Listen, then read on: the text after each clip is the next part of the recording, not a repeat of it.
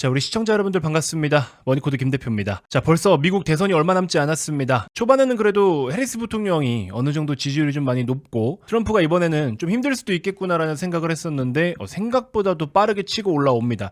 제가 어떤 다른 메이저급 방송을 좀 본 적이 있는데 미국 현지에 특파원으로 나가 계신 분이 현지 분위기와 여러 가지 데이터를 이야기해주는 그런 새벽 방송을 한번 본 적이 있는데 거기서 이런 이야기를 하더라고요. 해리스 쪽이 일시적으로 우위에 있었던 것은 트럼프를 싫어하는 사람들이 저쪽으로 넘어갔다. 마침 우리나라 최근 대선 같은 느낌이었죠. 그냥 싫어서 반대쪽 찍는 그런 느낌이었던 것 같습니다. 자, 근데 그러다가 이제 최근에 트럼프의 분위기가 무섭게 치고 올라오고 있는데 사실 미국뿐만 아니라 우리나라도 이 대선이라는 것이 굉장히 중요하긴 합니다. 정책에 대한 변화와 방향성에 있어서 너무나 중요하고 또 그러한 정책들로 인해서 기업들도 굉장히 신경이 곤두서 있는 시점이기도 합니다. 더불어 트럼프 같은 경우에는 너무나 세게 뭔가를 막 몰아치는 그런 성향이 있기 때문에 우리나라가 요즘에 미국으로 많이 또 진출을 하고 있잖아요. 그래서 그 어느 때보다도 더 민감하고 예민한 시점인 것 같습니다. 그런 것들이 전체적으로 기업들에게 영향을 많이 미치고 또 경제에도 영향을 많이 미치다 보니까 이 대선 관련된 이슈 꼭 체크를 좀 해볼 필요가 있고, 자, 그러면 우리는 또 주식을 보는 관점에서는 어떤 것들을 매수하면 좋을까에 대해서 같이 한번 살펴보는 시간 갖도록 하겠습니다. 자, 영상 본 시작에 앞서서 여러분들 구독 아직 안 누르신 분들 지금이라도 구독 한 번씩만 먼저 꼭 눌러주시면 대단히 고맙겠습니다. 자, 보시는 것처럼 최근에 트럼프 지지율이 정말 무섭게 상승을 하고 있는데 일부 여론조사에서는 해리스가 또 상승세를 보여주고 있기도 하지만 사실상 이게 지금 그렇게 크게 의미가 있을까? 이런 생각이 좀 듭니다. 어차피 팽팽한 싸움이고요. 경제를 맞추는 게 어려운 것처럼 대선 결과를 맞추는 것 또한 사실상 불가능한 영역입니다.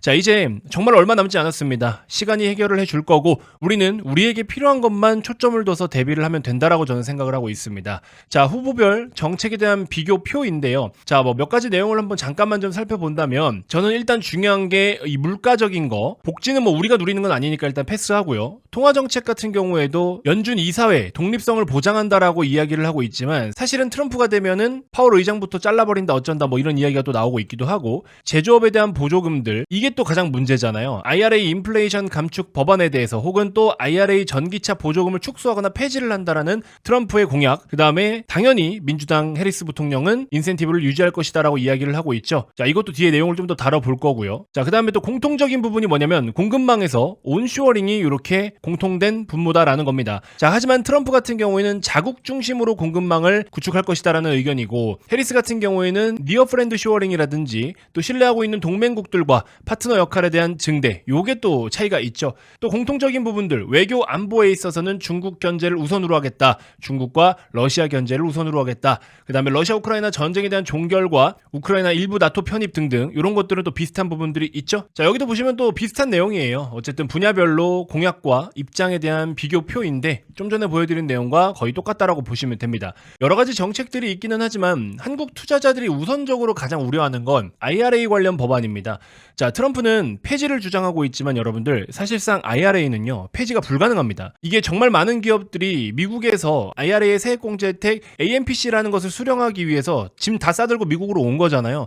이거는 미국이라는 정부와 여타 다른 기업들 간의 약속과 계약 사항이기 때문에 최소 10년은 유효하고요. 이거를 만약에 강제로 폐지를 하게 되면은 그 수많은 기업들이 미국에게 천문학적인 금액으로 소송을 걸겠죠. 무엇보다 트럼프 혼자 단독적으로 폐지가 불가능합니다.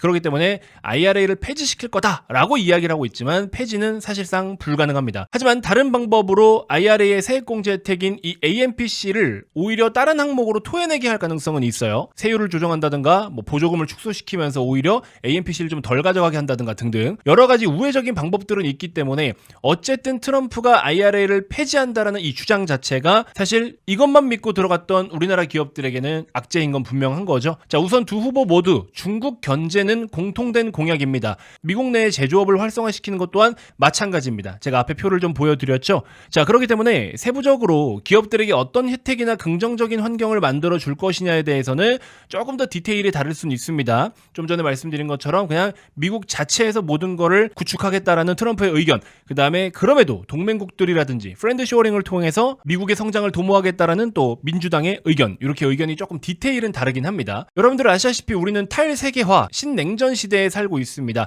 자, 그동안에 미국이 뭔가의 기술을 개발하면 이거를 중국이라든가 한국이라든가 일본이 저렴하게 제조를 해서 다시 미국으로 가지고 들어와서 판매하고 소비하는, 이렇게 서로 상생 구조로 우리는 살아왔었는데 이게 30년 만에 깨져버렸죠. 그래서 각자 도생을 해야 되고 혹은 동맹국들끼리 해먹고 살아야 됩니다. 사실 정책 공약이라는 게 시행하기 전까지는 모르는 일이에요. 우리나라만 보더라도 뭐 이거 하겠다 저거 하겠다 해놓고 제대로 한 거 있습니까? 솔직히 뭐 금투세 같은 것도 지금 이거 하나도 제대로 커버를 못하고 있잖아요. 그러니까 이게 솔직히 쉬운 일이 아니라는 겁니다. 그래서 대통령 혼자, 여당 혼자 정하는 문제도 아니고 대부분 대선 테마로만 작용하는 경우들이 많습니다. 자, 우선은 한국 기업들과도 연관지어서 큰 고민 없이 선택할 수 있는 선택지로는 저는 유틸리티 섹터를 좀 꼽고 싶다라고 말씀을 드리고 싶어요.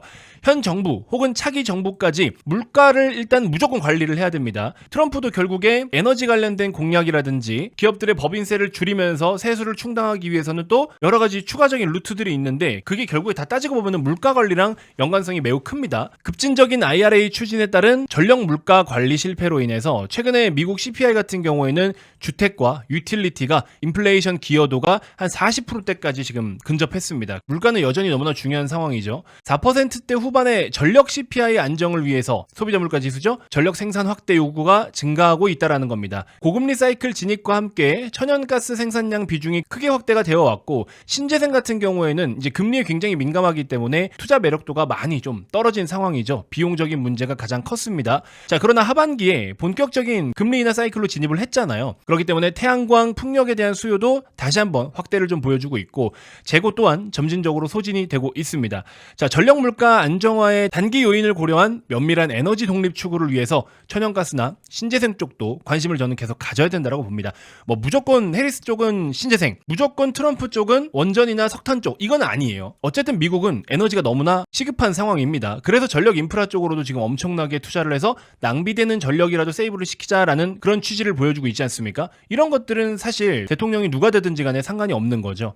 자, 사회적 구조 변화와 미국의 체질 변화에 주목을 한다면 에너지는 또 국가 안보와 직결된 문제이기도 합니다. 에너지를 자급자족을 할 수 없으면 다른 국가에 의존을 해야 되는데 그 다른 국가들, 보통 에너지원을 소유하고 있는 국가들은 대부분 힘이 센 국가들이잖아요. 그러면 지금 서로서로 사이가 안 좋고 언제 틀어질지 모르는 그런 신냉전 시대에 살고 있기 때문에 에너지는 결국에 국가 안보와 직결된 문제일 수밖에 없다라는 겁니다. 그리고 또 온쇼어링을 통해서 제조업이 지금 활성화되고 있고 기업의 이익 확대를 위해서는 또 기업들의 원가를 절감하기 위해서는 에너지 공급이 굉장히 많아야 돼요. 자, 그렇기 때문에 미국이 여기에 지금 초점을 두고 있다라는 거고 신규 혁명 산업인 이 AI 사이클 같은 경우에는 전 세계적으로 이 AI라는 것을 주도하고 선도하고 있는 거는 미국이잖아요. 근데 AI를 가동하고 구현하려면 결국에 데이터 센터가 필요하고 기존의 인터넷 데이터 센터와 비교를 했을 때 거의 3배에서 4배 정도 더 많은 규모가 필요하다라고 합니다. 그러면 그만큼 전력 소모도 더 많겠죠. 자, 그렇기 때문에 전력 인프라 투자 확대도 사실상 시급한 상황입니다. 노후화된 걸 교체하는 것도 굉장히 중요하지만 기타 그 밖에 전력 인프라 전체적으로 전력을 생산하고 보관하고 이송해 줄 수 있는 모든 것들이 다 시급한 상황이다라는 겁니다. 자, 그래서 이제 종목으로 돌아와서 말씀을 드리면 솔직히 말씀드리면 전력 인프라 쪽은 너무나 많이 올랐어요. 지금 보시는 것처럼 HD 현대일렉트릭도 정말 많이 올랐고요. LS 일렉트릭도 올랐다가 좀 조정이 나왔고 효성중공업도 많이 올라오고 있는 중이죠. 자, 이렇게 조정폭이 좀 크다 보니까 솔직히 얘네들을 접근하기에는 다소 부담스러운 건 사실입니다. 자, 그래서 저는 개인적으로 제일일렉트릭 같은 종목을 한번 살펴보시면 어떨까라는 생각이 듭니다. 자, 메이저급 전력 설비 인프라 종목군들은 이미 너무 많은 상승을 보여왔고 후발주 성향으로 컨택할 만한 종목으로는 제일일렉트릭이 좋을 것 같다라고 말씀을 드려봅니다. 스마트 배전기기 전문 업체인데요. 미국의 최대 고객사인 이튼사와 장기적으로 거래를 계속 이행해 오고 있습니다. 이게 대략적으로 한 1980몇 년도부터 장기적으로 거래를 해오고 있거든요. 미국 쪽으로 납품할 수 있는 망은 뚫렸다라고 보는 게 맞겠죠?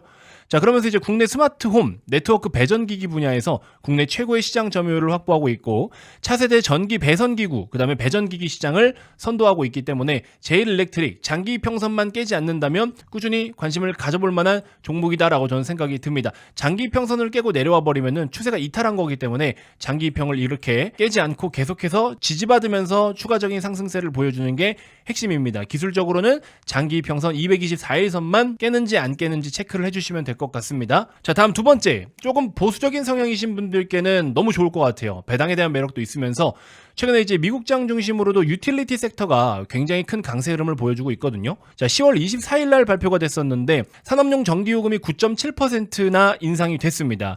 자, 이로 인해서 약 5조 원 정도 수준의 대규모 인상이 이루어진 셈인데 여러분들 잘 생각해 보세요. 공장을 돌리거나 그런 기업들이 전기요금이 10%나 올랐다라는 거는 원가 비중에서 전기요금 항목이 10% 인상됐으니까 그만큼 마진이 줄어들겠죠. 그래서 미국도 계속해서 전기의 공급을 더 많이 늘려서 오히려 가격을 떨어뜨리겠다라는 그런 취지를 보인 건데 우리나라는 약간 좀 반대로 가고 있는 거죠. 물론 좀 디테일은 다릅니다. 자, 배당 성향을 40%를 적용할 경우에 높은 한 자릿수 배당 수익률도 가능하다라는 겁니다. 한 7, 8, 9 뭐 이 정도까지도 가능하겠죠. 원자재 가격 하락과 환율 하락 그리고 전력시장 제도 변화 정책 영향을 가정할 경우에는 낮은 두 자릿수 배당 수익률도 불가능하진 않을 것 같다. 10% 초반까지도 배당 수익률을 볼 수 있을 것 같다라는 겁니다. 자, 그래서 보시는 것처럼 한국전력도 차근차근 계단식 상승을 좀 시도하고 있습니다. 기술적으로는 25,000원을 넘어서는 게 핵심 포인트일 것 같은데요.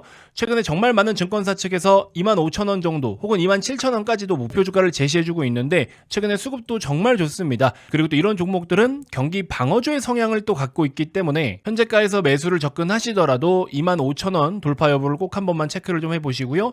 극단적으로는 2만원 이하로는 가져가지 않게끔 손절가 기준 잡고 대응하시면 충분히 좋은 성과를 기대해 볼 수 있을 것 같습니다. 자, 더불어 이제 본격적으로 11월에 접어들었습니다. 11월 달에 이 종목을 꼭 여러분들께 추천을 좀 드리고 싶어서 저도 준비를 좀 했었는데 어제부터 오픈을 해버렸죠. 삼성전자가 4분기에 이제 본격적으로 HBM량 매출이 늘어나면 우리는 이 종목을 무조건 사야 됩니다. 이미 하이닉스나 마이크론 이런 쪽으로 납품을 정말 많이 하고 있거든요. 인텔 쪽으로도 들어가고 있고요. 자, 그래서 AI용 HBM은 지금 수요가 계속해서 강합니다. 미국의 빅테크 기업들이 데이터 센터 쪽으로도 투자를 정말 천문학적으로 하고 있고요. 미국이 지금 AI에 엄청 진심이잖아요. 자, 어쨌든 이 HBM은 내년까지는 일단 수요가 여전히 많습니다. 근데 공급은 현저히 적어요. 삼성전자가 그래서 이번에 꼭 좀 뛰어들어야 되는데 최근에 기사를 보셨는지 모르겠지만 삼성전자가 콜 테스트를 거의 다 통과했다라는 뉘앙스의 이슈가 좀 나오고 있고요. 회사 측에서도 컨퍼런스 콜을 통해서 공식적으로 이야기를 했습니다.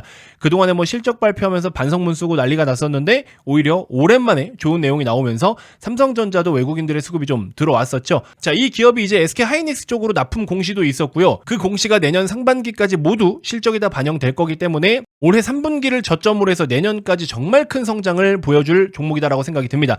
삼성전자의 어제자 이슈로 인해서 HBM의 드라이브를 준비하기 위해 대규모로 또 삼성에서 발주가 지금 들어올 준비를 하고 있습니다.